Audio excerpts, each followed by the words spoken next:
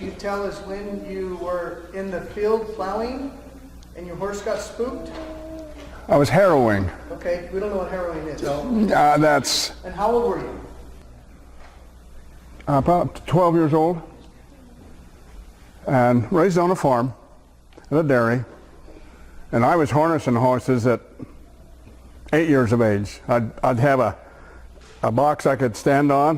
You put their collar on, then you got to hold the harness in your hand and throw it up over the horses and tie them all down. And anyway, the thing I remember most is Dad told me, if they ever want to run away on you when you're out in the field, he said, let them go. I can replace a boy, or I can replace horses better than I can replace a boy. Well, anyway, this day I harnessed him up and hooked him up to a harrow, and that's a machine that is yay wide. I had 2 head of horses and 2 mules. And a harrow is just a low slung thing, and it goes across the ground and kind of like a rake. And I was going diagonal across the field with the horses. And I didn't turn them soon enough. And Sitting on the harrow? I was then sitting on the harrow. I always managed a way to do the thing the simplest and easiest with less expended of energy instead of walking behind. And that'd be pretty dangerous if you ever fell off of there or got your foot down in it and the horse was going, you'd lose your legs or it'd just tear you up. Well, anyway, I had a plank across there and I had a chair on there. And when I went too far before I turned, then the harrows on the left side started coming up, and the double trees, that's the thing that's hooked to the harrow, hit in their hoofs and it spooked them. I think the mules were on the right side and the horses were on the left side. Well, I just jumped off the back. And Dad was on an old McCormick Dairy tractor in another part of the field. The horses ran up the fence line, turned at the top and went that way.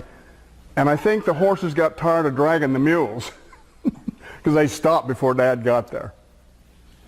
But, and I always like to make straight roads, whether I was harrowing or plowing or cultivating or whatever. I just wanted straight rows. Another experience I had, maybe that answered it. Sure. Got another question? Maybe that'll come up. What was your first job that paid you?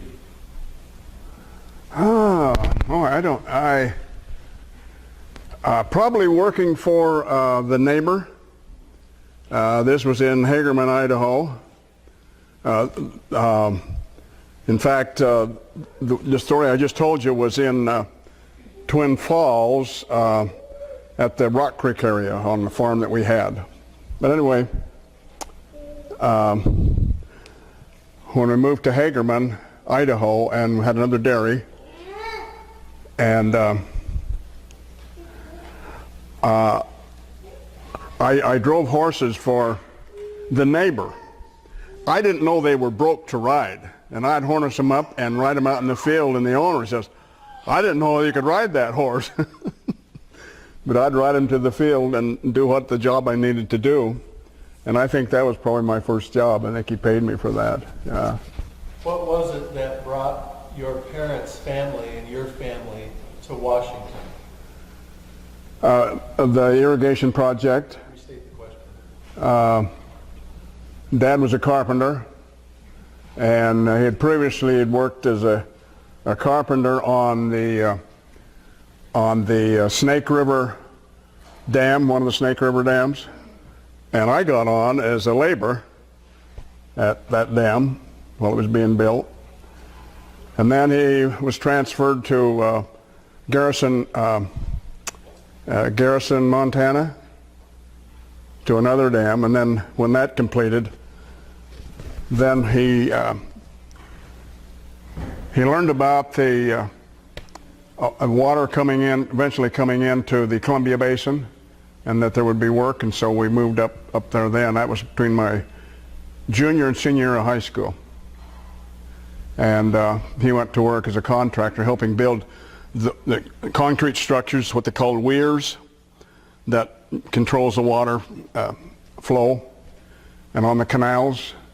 And I got a job there again as a laborer, and when the concrete was cured and you had to take the forms off, then that was my job, to go in and tear the forms off, and you had to go inside of some of the structures, actually crawling in or laying down to take off the inside forms and pull them out. In 1952, you got married, and between then and 1960 in Moses Lake, you had 2 or 3 jobs. Can you tell us about the jobs you had? Well, after we got married in December '52, we went back and finished that year of college, and then moved back to Moses Lake. And I took some classes on DHIA, that's Dairy Herd Improvement Association, where they would take milk samples and you'd test for butterfat. You'd have to use a centrifuge and use sulfuric acid, and you would suck that acid up in a tube. One time I got it too far into my mouth. Yeah, and it burned the inside. My goodness. That explains so much. But you learn how to do it. And then you would put that in with the little, in the petcock of the milk that was in there that you'd collected from the dairies. You'd have to go at night to collect a sample, just a little sample, and again in the morning.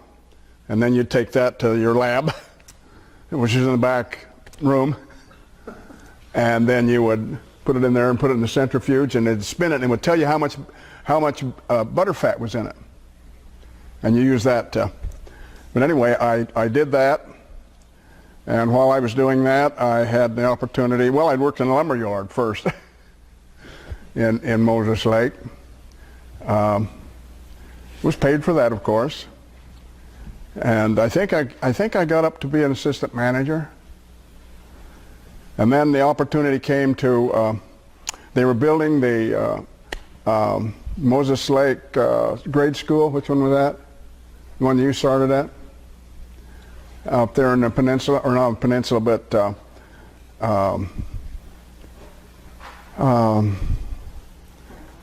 where we lived. And I got on as a contract, or a laborer there. North Vista, yeah. You'll have to help me, my memory. And then the opportunity came up for, they needed a supervisor for the weed district in Moses Lake. Well, the job would be to enforce and eradicate noxious weeds. I furnished with them a pickup that I converted to my office and would drive out into the farmland and find noxious weeds, whatever they were, thistle, a whole name of weeds, and would stake them and notify the farmer that he needed to get rid of them, and we give them so long, and if they didn't, then we would enforce it and go destroy them ourselves. And then I decided that I need to have a better livelihood and an education. That's when we went back to school in 1960. So in 1960, you moved to Provo. Yep. And tell us about a couple of the jobs that you had. Actually, you only had one job, but it was in several locations at BYU. Well, the only job I had was be a custodian. I thought I was going down there and being hired to be in the work in landscaping, and maybe being on the sprayer, because that was some of the experience I had. When I got back to BYU, that job wasn't available, so then that's when they offered me a job in custodial. And I worked that full time, went back with 4 kids. Dale was just 2 weeks old when we went back, yeah. I went back first and was in May, and then it was August before the family got moved there. But, so I worked full time for BYU in custodial. I started off in the field house and had a lot of perks there. I got to be there when they'd have major performances. NCAA, that was a venue for an NCAA tournament one time. And by me working full time, I got free credit hours. And so did your mother, your grandmother, got free credit. She took advantage of that. And took us 6 years before I could get my degree. But I went back there to think I was going to go into agriculture and agronomy. But when I learned of the field of professional scouting, Boy Scouting America, I switched majors and then graduated as a youth leadership. And after 6 years, when I got my degree, then I was eventually transferred or got the job with the Utah National Parks Council out of Provo, Utah. What I thought I was going to be given the Orem and Heber districts after I got back from my 6 weeks of training at Menham, New Jersey, where we professional scout training. The kid that graduated just ahead of me was assigned to Southern Utah, but by the time I got back, he resigned, was going back to school to be a history professor. So they had no choice to send me to Cedar City, and served in Southern Utah for 6 years. And had to, because your grandmother had her teaching contract with the Provo School District for that year, meant I had to go down and find a place to live in Cedar City and commuted every other weekend or something like that for a year until we got the family moved down there. What are some of your best memories of being a scout executive in Southern Utah? Well, I loved working with people. And I felt I really could interact with them. That was the most fun part of it. But there was a lot of frustration with it because, they were volunteers, bless their hearts, and they put in a lot of time and effort. But as a professional, you were on the hot seat to produce records and improvement, advancement. And when you already had 94% of the registered boys in the program, it's hard to find any more. Unless we could get girls. But just working with people. I remember many of I enjoyed the camp outs and the summer camps and some of the trails we went on. One was, we took the trail that went by the Mountain Meadow Massacre. Does that ring a bell to anybody? That was when the pioneers were going from, Utah, headed to California. They was a major slaughter. They killed many people going through Mountain Meadow. That's why they call it Mountain Meadow Massacre. And today there's a monument there honoring.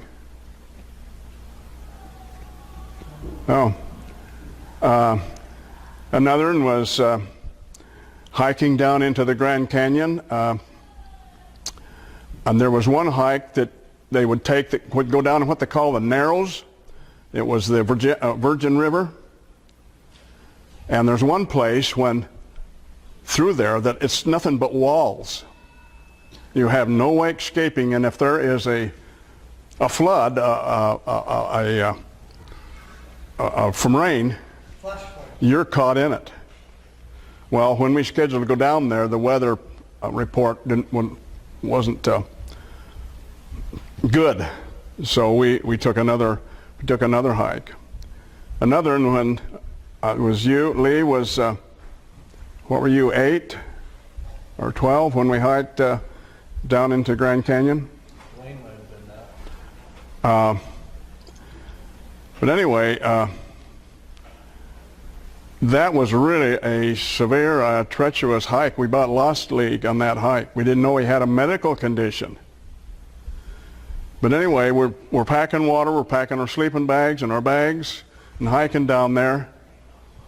And I had just had to put on a new pair of shoes, mistake. And I didn't have them laced up tight enough. And going down, my foot would hit the front of the shoe and eventually lost a toenail. But anyway,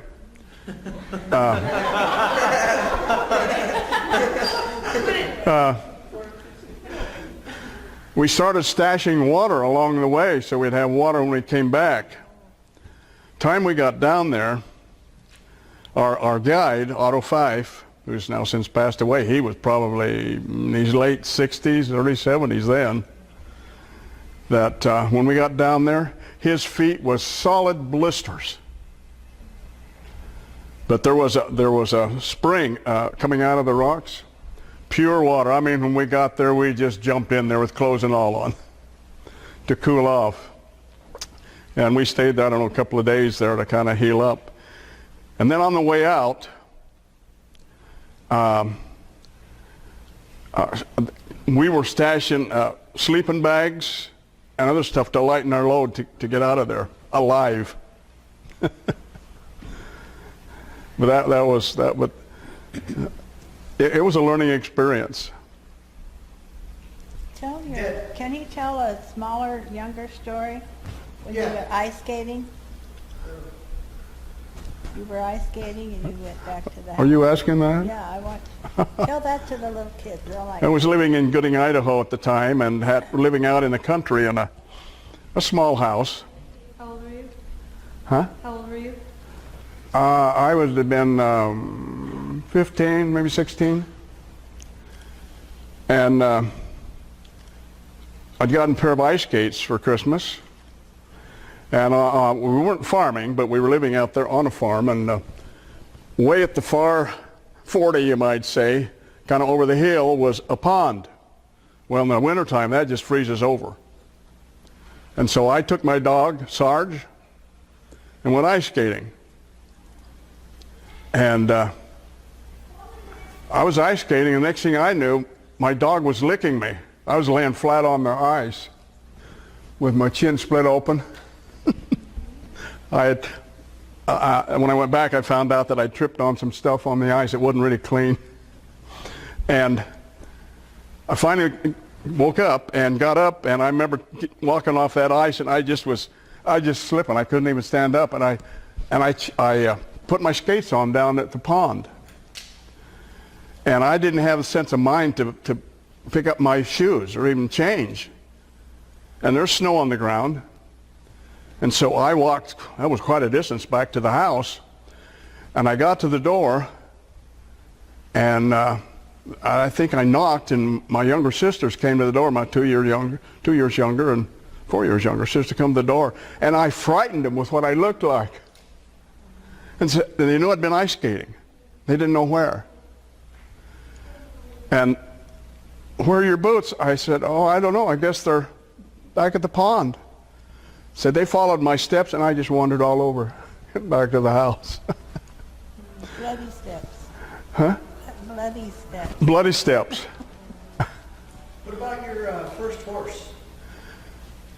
I always wanted a saddle horse.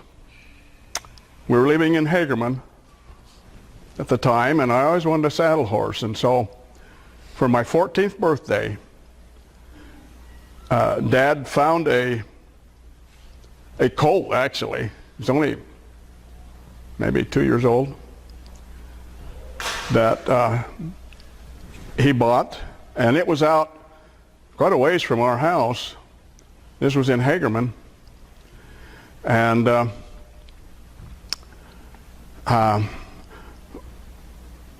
so when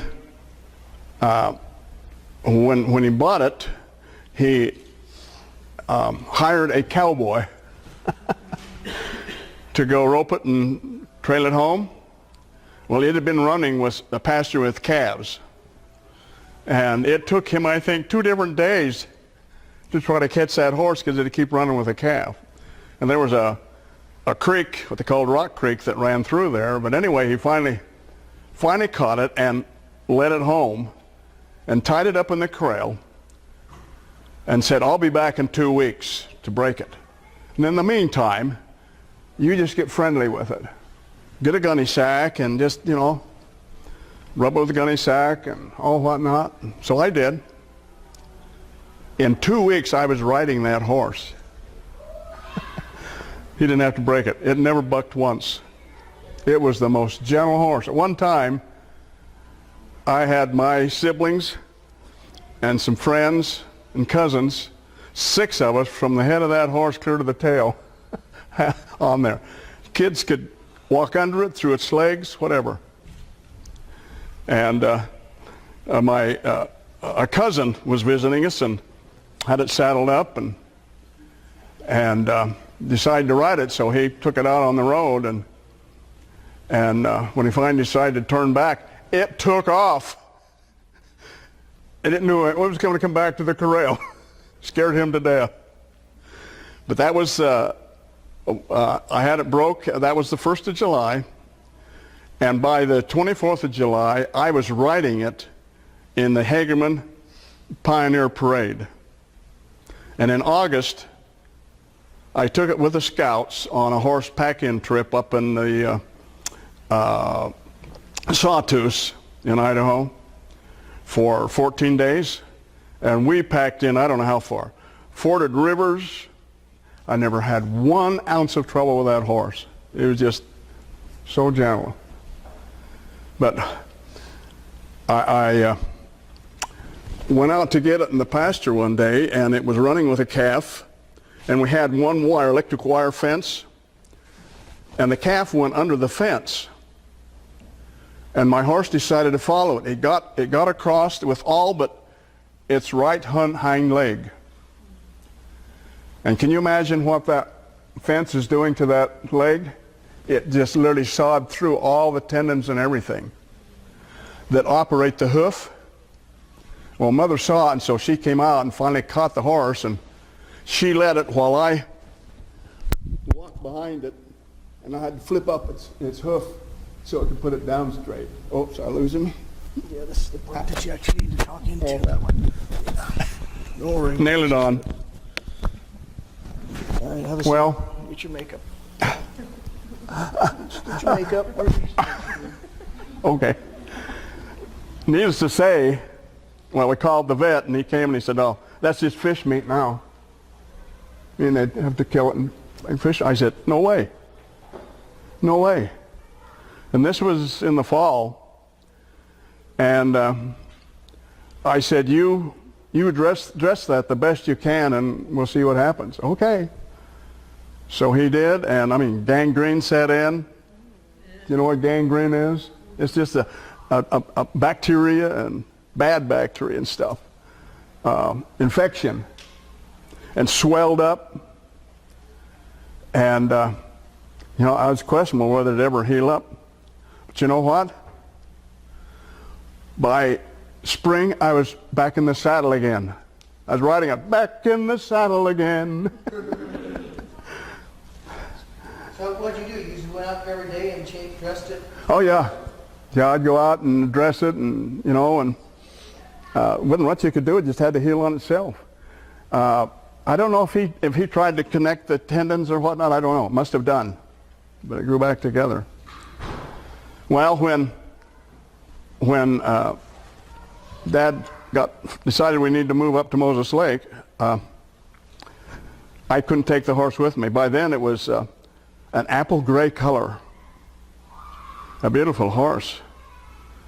And we'd been on many rides together, just all over the place. So I sold it to my best buddy, and he was a saddle horse kid. He just loved horses. He had good ones. He said that was the best horse he ever had. But of course it's gone. But that was my horse experience. What was your horse's name? The name of your horse. Ginger. Tell him what you did to Jack. Huh? Tell him what you did to Jack. Putting milk on the birthday. I can't hear you. Tell him what you did to Jack. Putting the Oh, milk. oh no, I won't tell him that. This is for when he was naughty. Well, Naughty, what would happen? in Hagerman we had, like I said, we had a dairy. And we had automatic milkers. And I was the milker. I and Jack. Jack's 6 years younger than I am, my brother. And I don't know, he was out there, and we pour the milk into larger cans after we milk them. And I don't know what possessed me to, he was a lot smaller, I just picked him up and shoved his head into the opening. And I couldn't get it out. I didn't know what I was going to do. I finally, it's gave him the ears. I said, hang on, Jack, hang on. Had to put my knees, I holded the can in my knees, and I hold him. Less his ears. No. He still had his ears. But Jack, at birth, they had to use instruments to birth him. And in the process, they injured his left shoulder. And to this day, he's got restriction in that arm. But he has built how many houses that I've helped him build? He's a cabinet maker. He's a carpenter. He picked up the trade from Dad. In fact, when Grandpa passed away, he got all his tools. And that was fine. He was the carpenter. But you know what? In all his home building, I said, Jack, why don't you do it this way? Why are you doing it that way? But I helped him on putting several roofs on, trusses. He was doing it alone. When I showed up, I said, Jack, he had a little Ford tractor, had a cable and pulleys to it, and he'd pick up the trusses were already up on the square, and he would hook on to one of them, then go back down to the tractor, and back it up, and pick that up, and then try to set it in place until I got there. But When did you start, when did you pick up golf? Where did that start? while I was in college, in fact, by then I had changed my major to go into scouting, and I needed another half hour of PE to fill my credits. And so I thought, well, maybe I ought to take up golf. So I went to sign up, and the class was full. And they said, well, go talk to the instructor. I can't remember his name, but he was a professional golfer, but he was the coach for the golfing team. And he asked me, he said, what's your major? I said, youth leadership. He said, you need to learn to play golf. Okay, so he let me in. And then I went to the classes and went out to the Pro Bowl golf course, and I said, this is a dumb, stupid game. So frustrating. You know, because you weren't hitting straight, you weren't hitting good, and it wasn't fun. Who invented this game anyway? But that's where I played. And while I was a professional scouter, I had all the time in the world when I would go to the different districts, St. George or Carmel Mountain Golf Course, Beaver. Then I'd go early enough I could go out and play some golf, and then when I left that and moved back to the Tri-Cities. And my schedule didn't allow me to play golf until I retired in 2002. And the first week after I had retired, I played 90 holes in 1 week with a cart, a riding cart. And then I had a good high priest golfing buddy that invited me to come and play with him, and he's health won't let him play now, but I've got another good high priest brother, and a couple others that when they're healthy they play with us, and so. So when you were a kid, before the days of cell phones and television, what did you do for fun? What did you do with friends? Well, when you're on a farm, there's a lot of things you can do. That was in the days before the combines and modern tractors and all. So when we raised wheat, grain, you'd thrash it and you would bundle it. And then you'd go out with a horse and a wagon and throw it up on there. Then you had a stationary thrash machine. And when you throw the bundles in there and it goes through and it takes the wheat out and sends it one way and sends the straw another way. Well, the straw goes out and makes big piles. Well, we also grew watermelons. And those that's left or we hadn't sold or hadn't been stolen, then we would tunnel back into those straw piles and put watermelon back there and keep it all winter. Well, that also made for good caves for us. So we'd build other tunnels back in the straw. We thought, what if these all caved in? But they didn't. But because I'm still here. But we did that, and Thanksgivings we got with the Prentice line. We always had Thanksgiving at one of the Prentices, our cousins. We'd go ice skating on the frozen canals, or play what they call Fox and Geese or something, where you in the snow, and just had a great time playing with our cousins. Tell them the time that you lost your keys, or you ran out of gas. Hold on. You ran out of gas and had the key, put your key, and wrote a note to you. Oh, we had, when I was in Hagerman, we had cars, we had Model T. What was the year of it?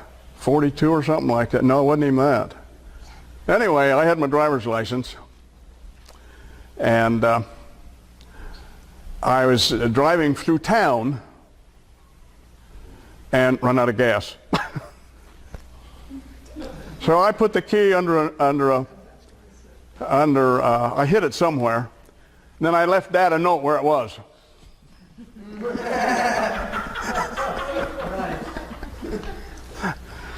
And that reminds me another story with my horse. As I and my buddy were riding in Hagerman. Did you leave your horse somewhere? Yeah. We were riding out of town, Main Street in Hagerman, and there was just asphalt in the center, 2 lanes. There was gravel on each side.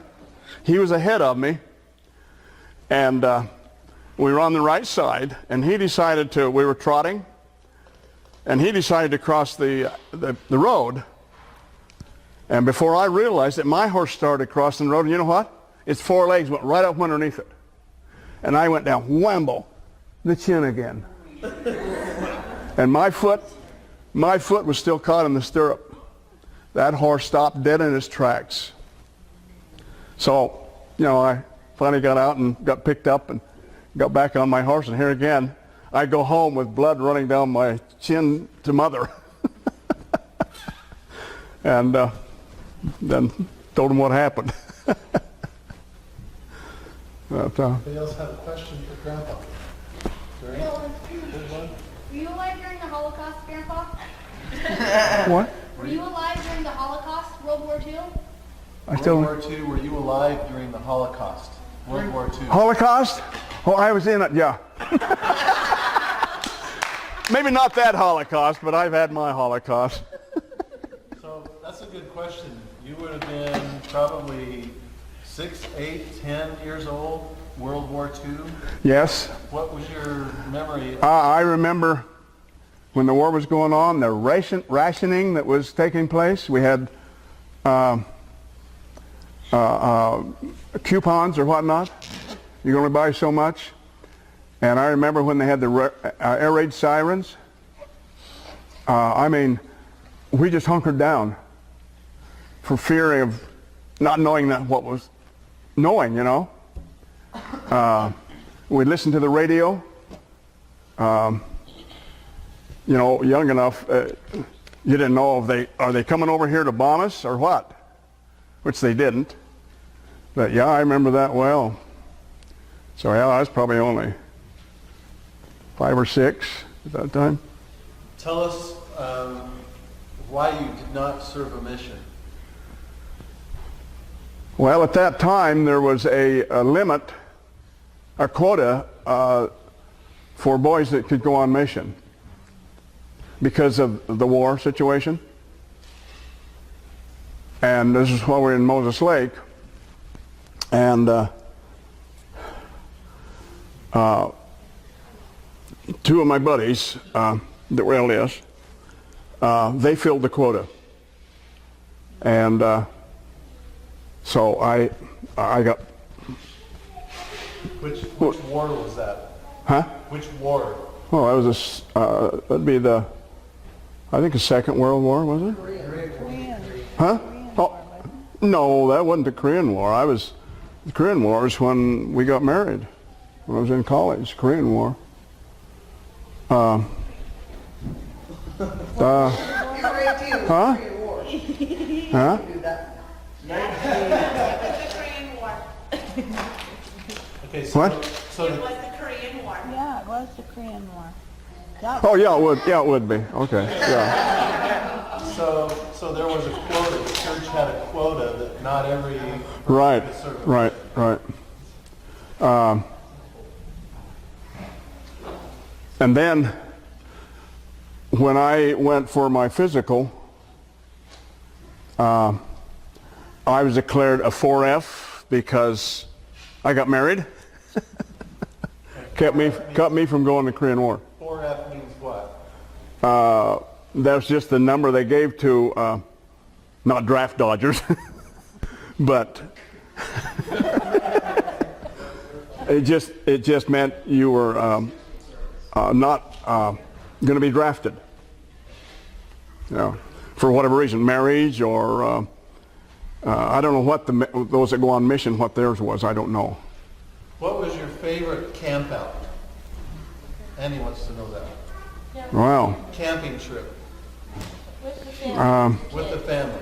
What was With your the family? favorite family camping trip? I think was one they called. We went to Loop up by Okanagan. No tents, no buildings, no nothing, all tentage. And that was my siblings and parents and the grandkids and all at that time. But we were just really out in nature. No, we had running water. Somehow we had water, I guess. Is that when you lost the tent? But for my own family, one of the, and you guys will remember this, and I can't remember where we went, but I even made a shower, remember? Oh, yeah, that was in Lost Lake and Hood River. Lost Lake and Hood River. Hood River, I think. I've still got that stuff. I was looking at it the other day and went through it and I said, I'll never use this again. Wow. Yeah. Tell them the time you lost your folks lost the tent off the car. Oh, okay. Nancy asked me about the time I and my parents and siblings went on a camping trip, and it was the model whatever it was, I don't remember. and it had running boards and fenders. We borrowed the tent from Dr. Oaks. That's Brother Oaks' father. When we lived in Twin Falls, his dad was my ear, nose, and throat specialist. And his office was just, 2 doors down from what was the stake center at that time. Anyway, they borrowed his tent to go tenting, camping. Well, on the way home, and Dad had it tied up on the fender. Thought he did. And somewhere, that came off. And he's went, how am I going to go back and tell Brother Oaks I lost his tent? Well, as we were stopped somewhere down the road after that, here comes a car by, another vehicle by, with a tent on it. And Dad says, I think that's our tent. And so we quickly get in the car and catch that guy, stopped him, and got the tent. And Why do you have it? and when, after Brother Oaks passed away, his wife and the kids moved to Provo. And when we moved back to Provo in 1960, they were in the Manitou ward, and that's the ward that we were in when we moved back there. I'd just been released from the bishopric to go back there at that time.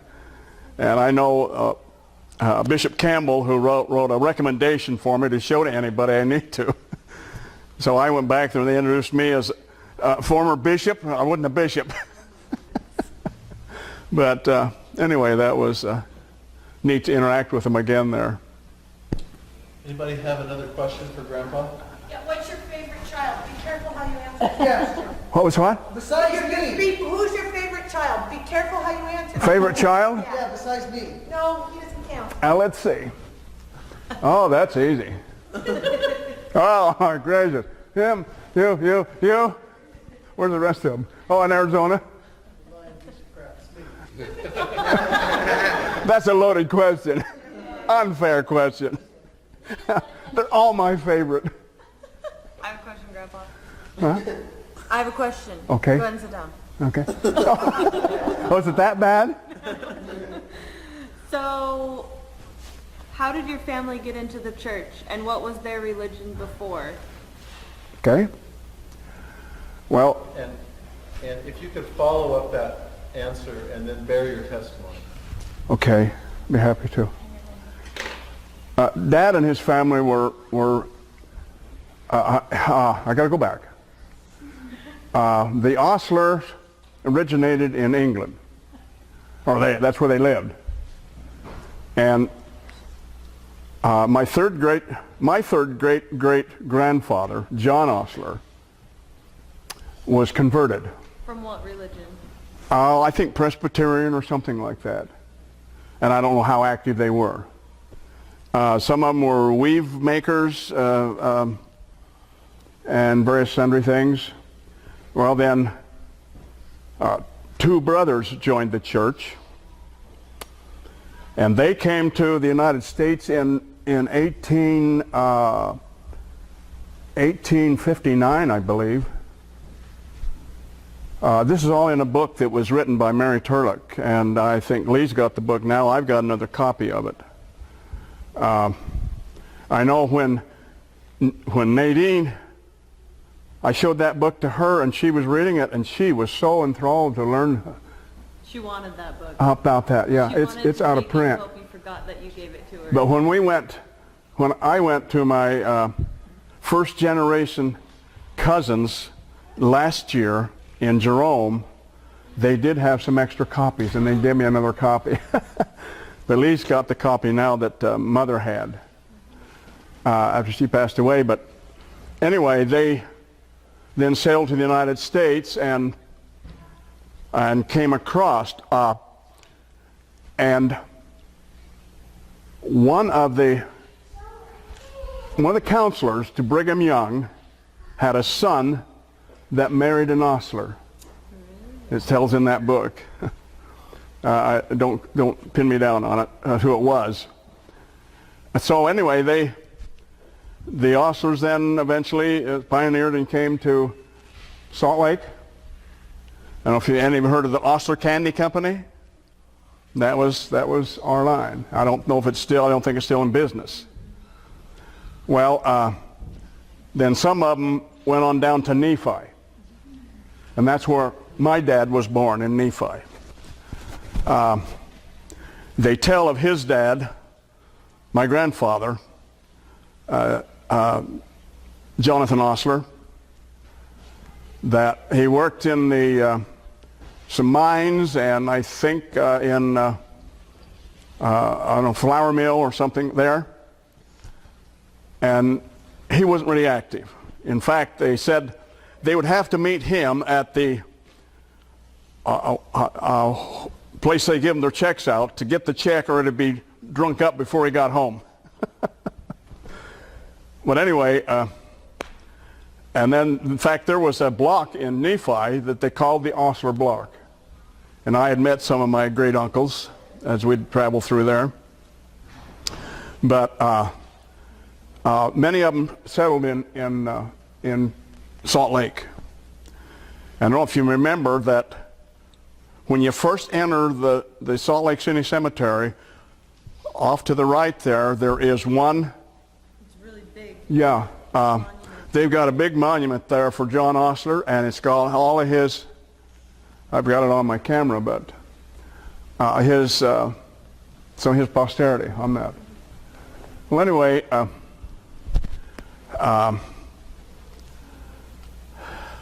so when Dad was born there in Nephi, and he was the oldest of 12.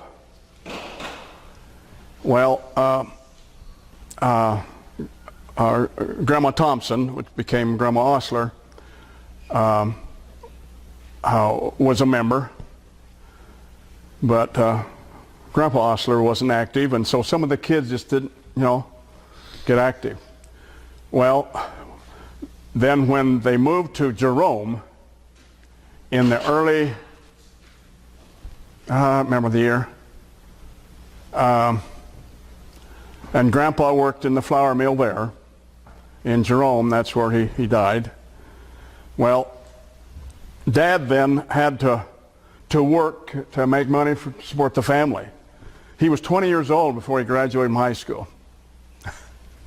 My dad. Well, he had taken up bad habits, word of wisdom, and wasn't real active, and the woman became his wife and my mother, and they were Presbyterians. He was a clerk at a grocery store. This was acted out at one of our last reunions up in Spokane Way some time back. And so he took a liking to her, and he told the other clerks, he says, "You let me, I'm the one that waits on her."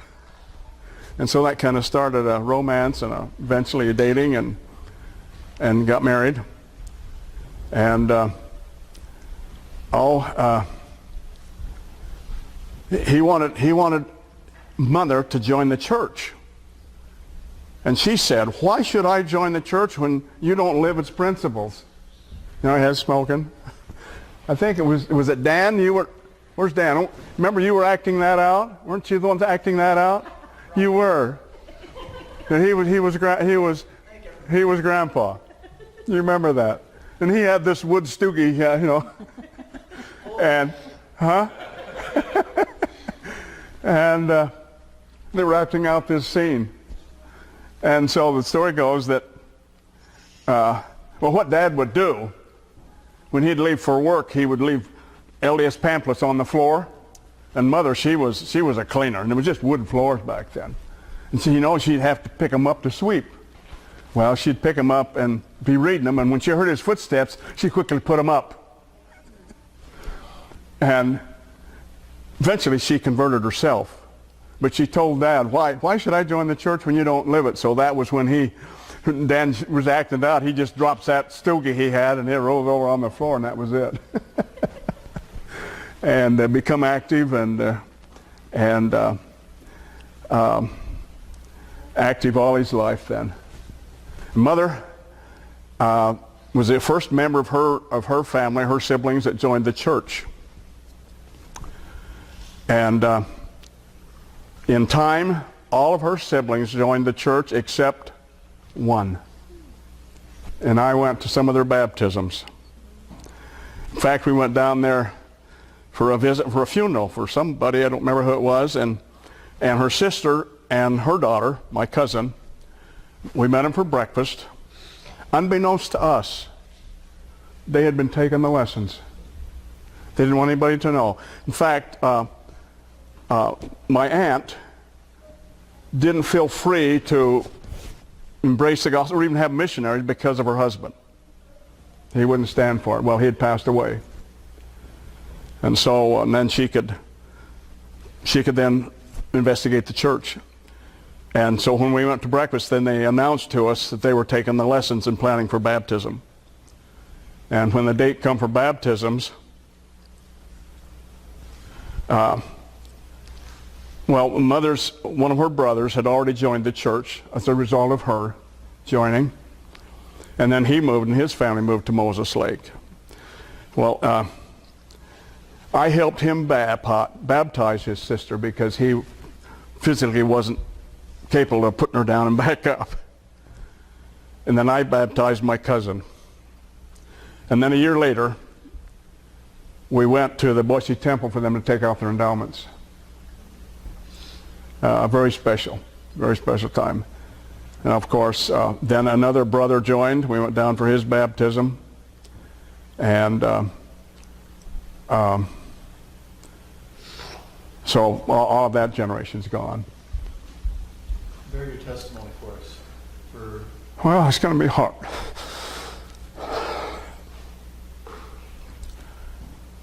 There's never been a time in my life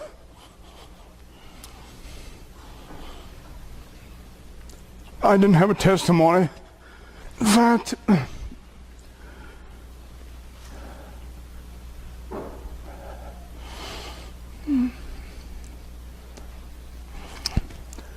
as I was a laborer working at the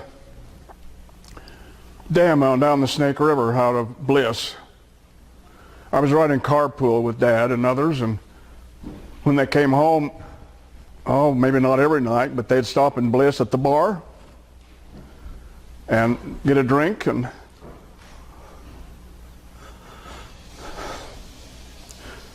Dad said to me, "Son, if you want a drink, you can have a drink." I said, "No, Dad, I'm not going to drink. I've never had a taste of beer. I've never had a cigarette in my mouth." I take that back. I never lit it. And I'll tell you why. It was against my beliefs, but I was in a play called Outward Bound, and I was the reverend on this ship in a play in Moses Lake, and I was a senior. And it called for the reverend to pick up a pack of cigarettes and pull one out and put it in his mouth and smoke it. I said, "I will not smoke it." "Well, will you hold it?" I held it, but I never put it in my mouth. And so I've never, but I refused to offer take Dad up to even have a drink. In fact, it was me said, "Dad, we're going to priesthood meeting." And so we'd go.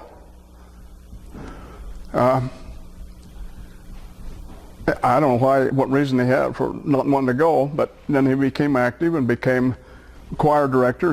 Well, in fact, he was in a quartet in Jerome, Idaho years back, and they were on the radio, and he was a great singer. Great baritone voice. Beautiful.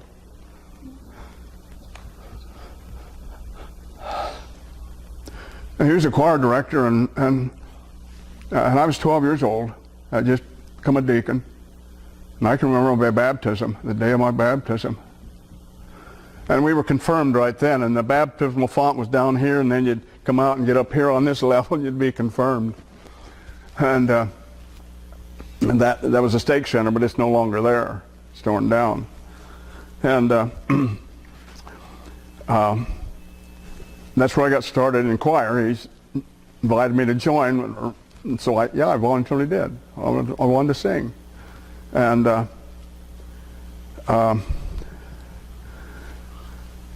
so the gospel has been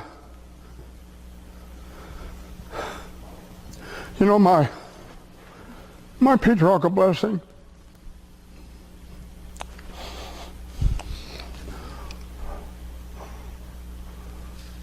There's one thing in there that tells me that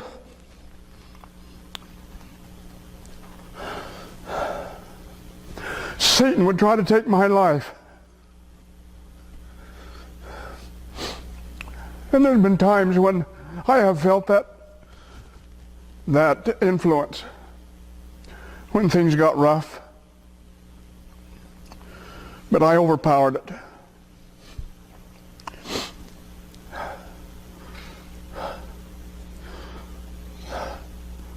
And I've never doubted the gospel, the truthfulness of the gospel.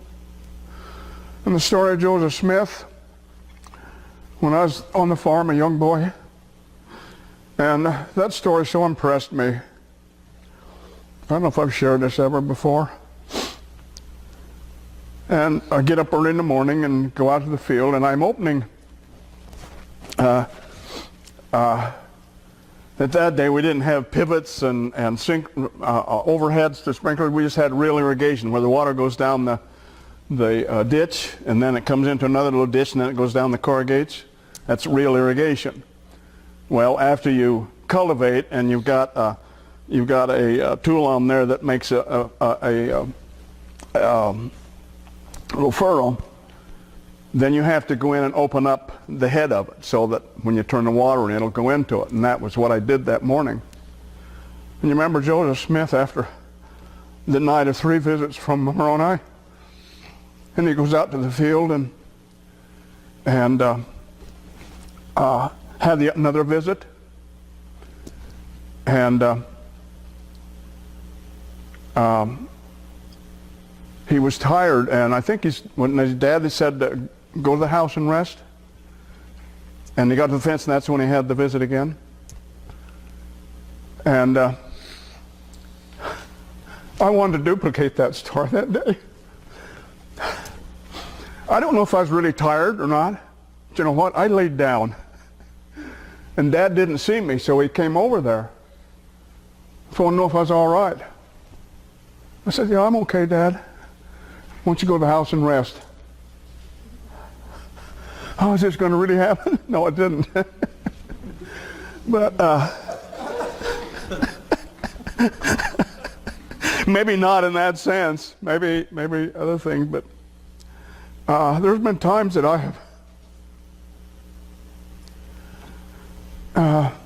I've been so touched with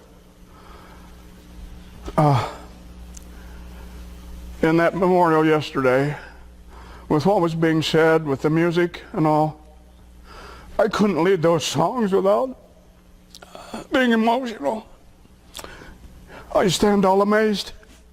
The opening and the closing, I know that my Redeemer lives. And I think, the congregation feeds off of hearing me. Well, there's times that I couldn't sing. But I was looking at him and feeling the Spirit. And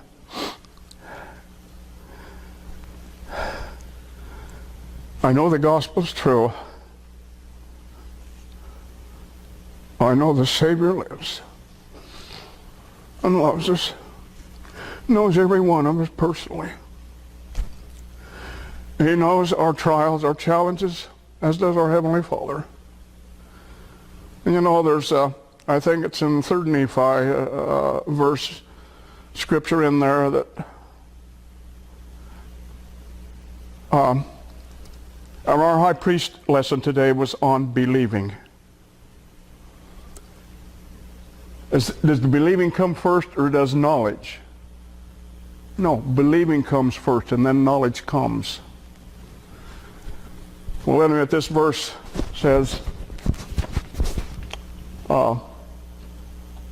concerning things that we need or want.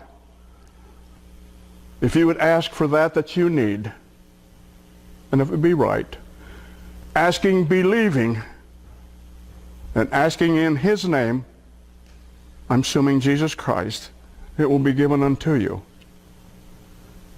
Maybe not right then, when the time is right. But I do believe the gospel is true. I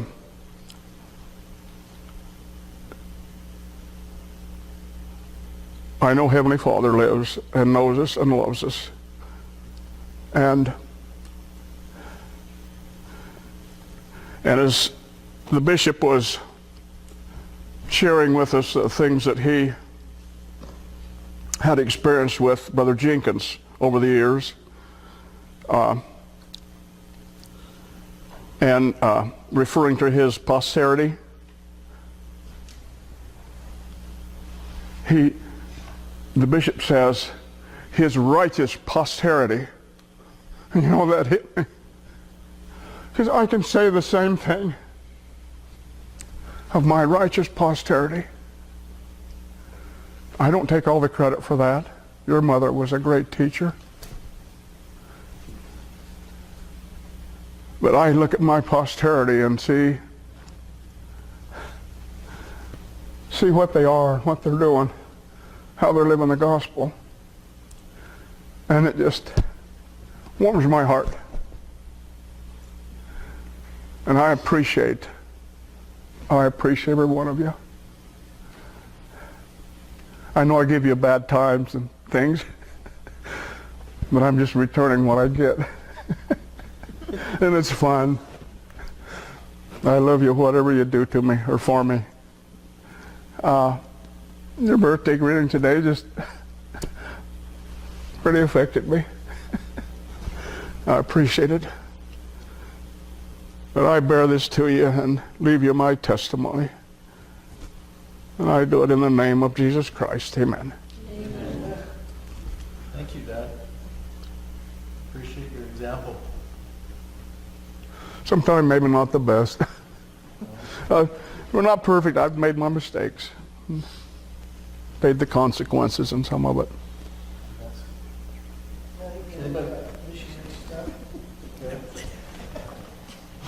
Thank you.